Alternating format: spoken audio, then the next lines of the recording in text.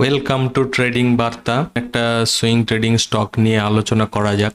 197 communications limited মানে Paytm এর এটা ব্রেকআউট করেছে। মনে হতে পারে এখানে ব্রেকআউট তো করেনি, এই ক্যান্ডেলের উপরে গেলে তবেই, বাট সেটা করতে গেলে রিস্ক টু রিওয়ার্ড কমে যাবে, 1:1 হয়ে যেতে পারে তখন।